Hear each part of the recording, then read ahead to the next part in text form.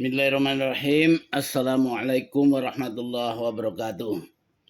Selamat berjumpa kembali di channel Entrepreneur College. Satu channel yang terus memberikan semangat, terus memberikan inspirasi, dan mudah-mudahan ada keberkahan kita bersama. Sahabatku, saudaraku, lama saya tidak membuat konten. Ada sebulan lebih ya, tidak aktif membuat konten kecuali sebagai penonton saja. Karena apa?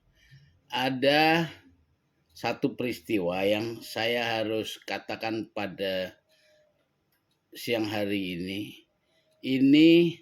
Hari ini tanggal 13 Juli 2023. Itu pas 1 bulan saya kena serangan stroke. Jadi kena penyakit yang Allah datangkan kepada saya. Orang bilang di luar sana penyakit yang mematikan.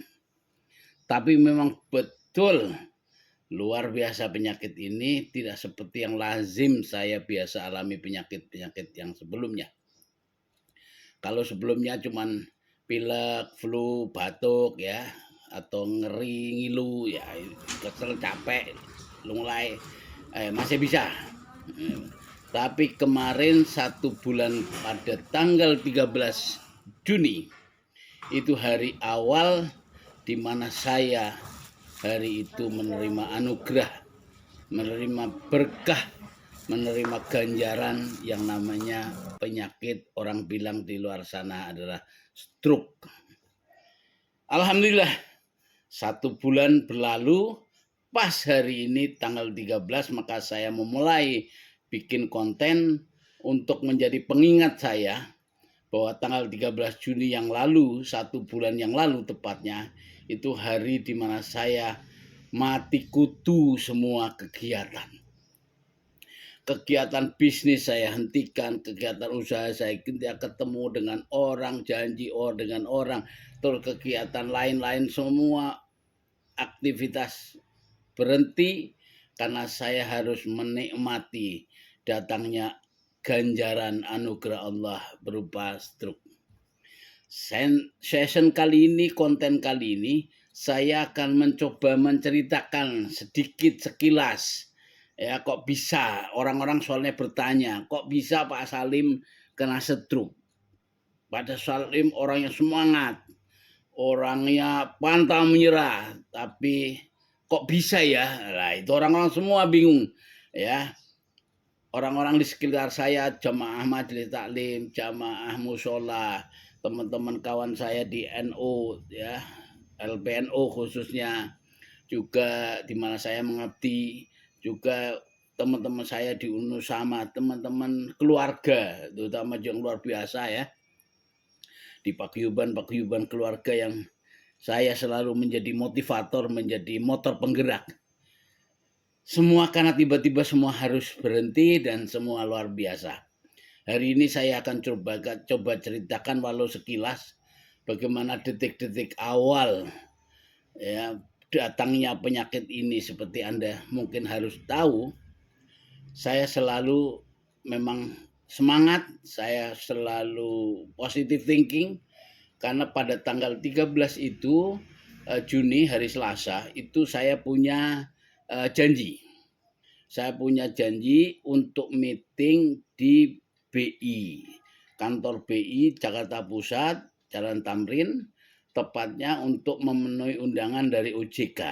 Ada satu urusan yang saya harus meeting bersama mereka jam 2. Jadi bersama OJK saya meminta memang istri untuk menemani saya pada pertemuan kali itu, dan istri waktu itu jam 8, 9 kan ngajar dulu.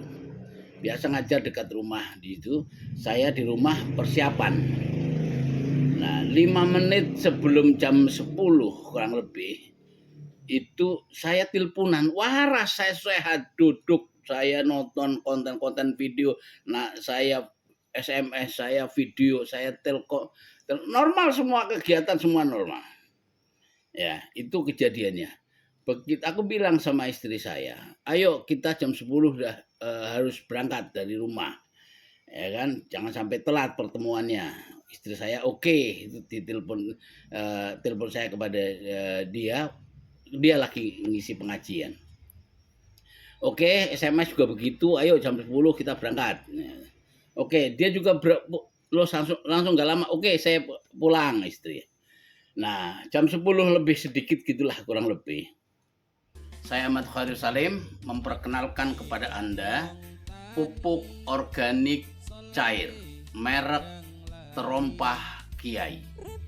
Pupuk cair organik ini diproduksi dan diedarkan oleh teman-teman yang tergabung di Koperasi Sahabat NU. Pupuk ini sangat efektif dan efisien untuk padi dan sayur mayur Anda. Karena apa? Karena kalau selama ini bertahun-tahun Anda menggunakan pupuk kimia, maka produksi kian tahun kian menurun itu nyata. 1 hektar Anda bisa menghasilkan 5 ton padi misalnya untuk sekali musim. Maka ketika Anda berubah dengan menggunakan pupuk organik cair ini, maka insya Allah wasilah doa para kiai, pupuk organik Terompah Kiai ini akan merubah penghasilan Anda menjadi 6-7 ton dalam sekali musim panen. Bahkan pada tahun ketiga ketika Anda menggunakan pupuk ini terus-menerus, maka akan memperoleh kestabilan produksi di angka 8-9 ton sekali panen dalam 1 hektar sawah padi Anda. Kenapa begitu? Karena berdasarkan hasil riset dan demplot kita pada tahun-tahun terakhir ini, tanah Anda yang sudah menggunakan pupuk ini itu kian tahun kian subur. Unsur hara semakin banyak sehingga gembur, produktivitas akhirnya sangat meningkat. Buat Anda yang ingin menjadi bagian dari bisnis ini, silakan menjadi reseller, hubungi kami. Kami siap bermitra dengan Anda untuk mengembangkan bisnis ini di kota-kota Anda.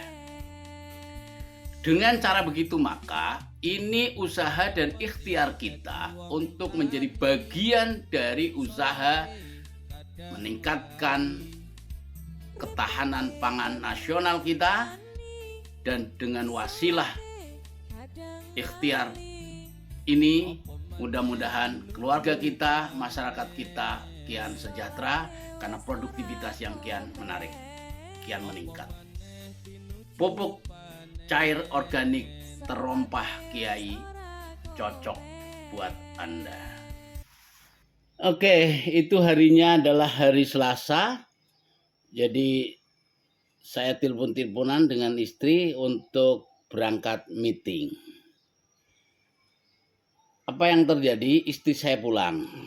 Kurang lebih jam 10 lebih dikit lah pulang sesuai waktu yang saya minta. Maunya saya siap langsung berjalan begitu dia pulang. Nah, pas dia nyampe di rumah naik motor di garansi, aku menyambut, "Yuk kita berangkat, siap." Pada saat itulah yang terjadi. Aku tidak bisa ngomong. Itu tiba-tiba aku tidak bisa bicara. Aku nggak ngerti, padahal kita mau meeting. Tapi pada saat itu saya berbalik menemuin istri mau berangkat itu, saya tidak bisa ngomong. Mulut ini pelo, mulut ini seperti terkunci. Jadi kalau Anda mendengarkan suara saya sekarang masih pelo, ya itu karena pada saat itu datangnya serangan itu pada saat itu. Tapi kita nggak ngeh. Istri saya cuma bingung. Kenapa? Bagaimana? Oh, mau meeting kok malah nggak bisa ngomong. Tak ngerti saya, gitu kan?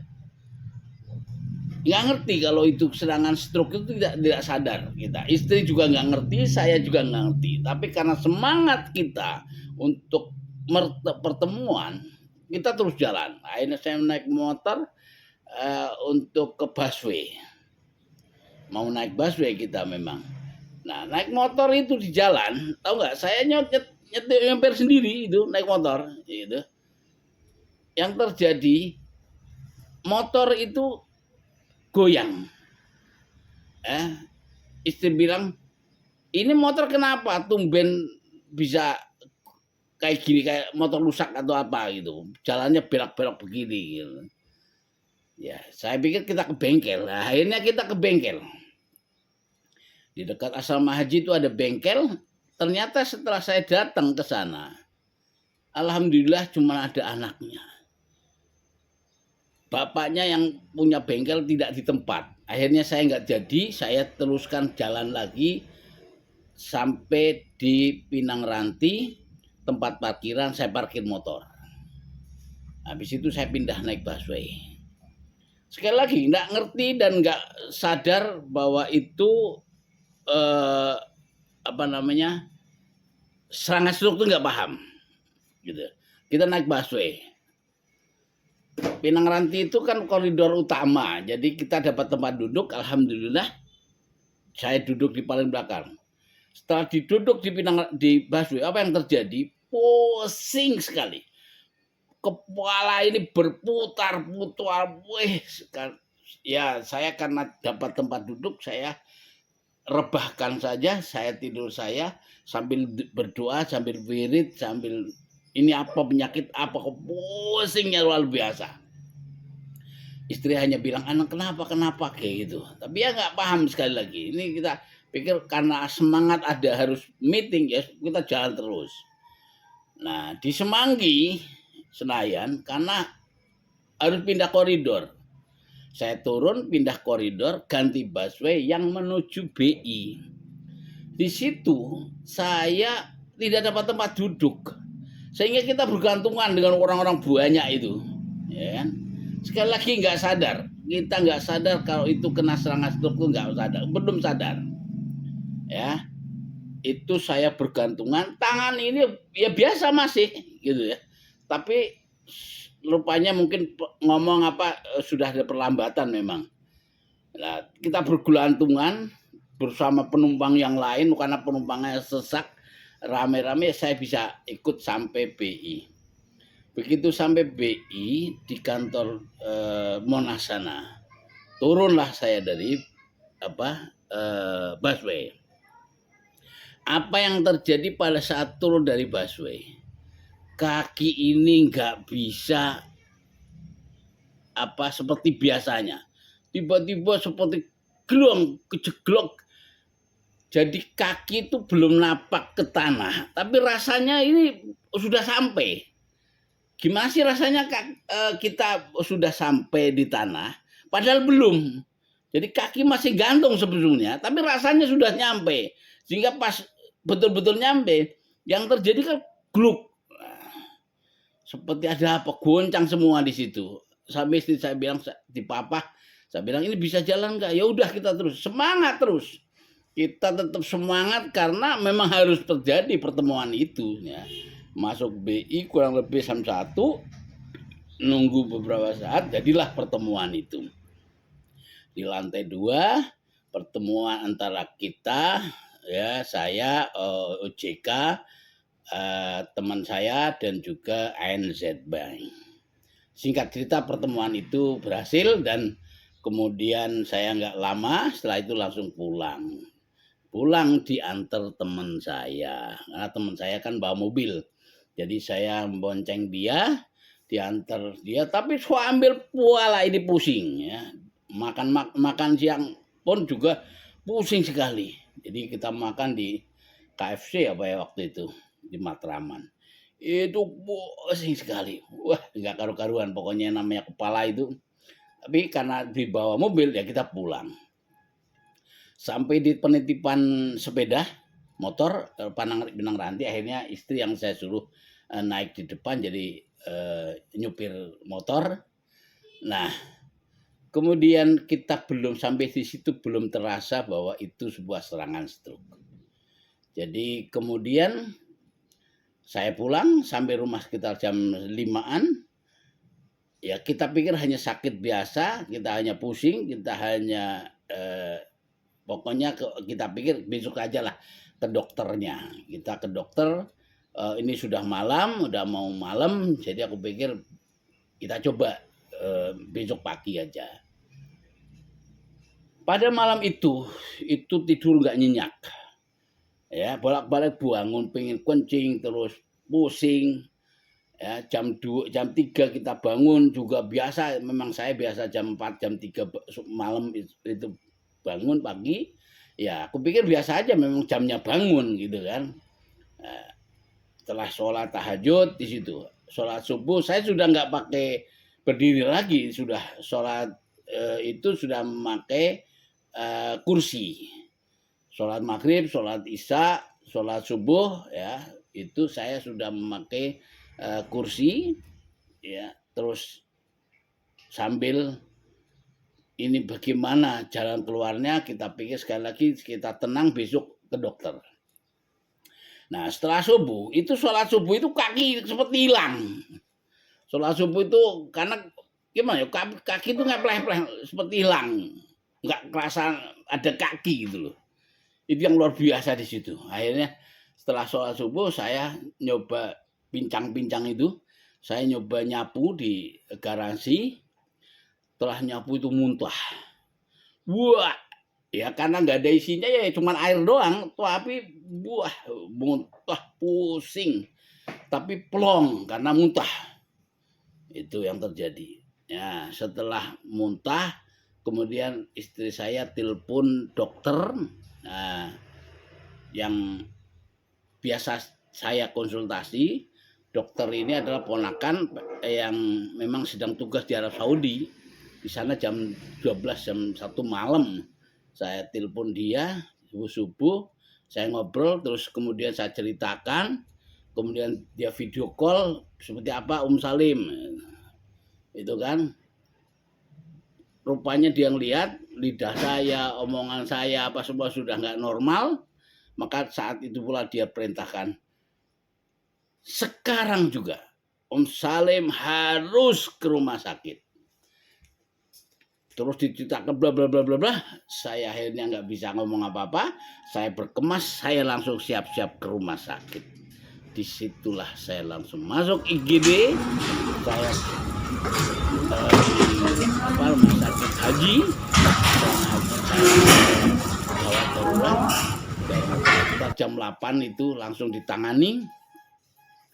Dan setelah ditangani sama dokter di IGD pada pertolongan pertama, vonisnya adalah Bapak kena stroke, sumbatan di kepala yang menyebabkan Bapak sakit stroke, dan Bapak nggak usah pulang, opnam di rumah sakit biar sembuh. Oke, saya langsung cariin kamar, saya menikmati rumah sakit haji kurang lebih 5 hari. Itu dulu yang saya bisa ceritakan. Selanjutnya nanti saya akan bercerita, bertutur di konten ini secara berkelanjutan. Yang jelas ini anugerah bagaimana proses penyembuhan saya. Orang-orang bilang sangat cepat karena biasanya ini memang sangat mematikan. Tapi dalam waktu 3 minggu saya sudah bisa jalan-jalan, sudah bisa memimpin tetap Idul Kurban warga. Saya sudah bisa jalan-jalan ke kampung, ke Jogja, ke Jawa Tengah, dan sekarang 1 bulan berlalu tepat tanggal 13. Ya, cerita saya pendek dulu, baru sampai pada rumah sakit. Bagaimana nanti di rumah sakit saya ceritakan tersendiri, dan bagaimana terapi-terapi yang saya jalanin nanti saya akan cerita sendiri. Oke, sampai sini dulu. Kita lanjutkan di sesi berikutnya. Terima kasih. Assalamualaikum warahmatullahi wabarakatuh. Semangat!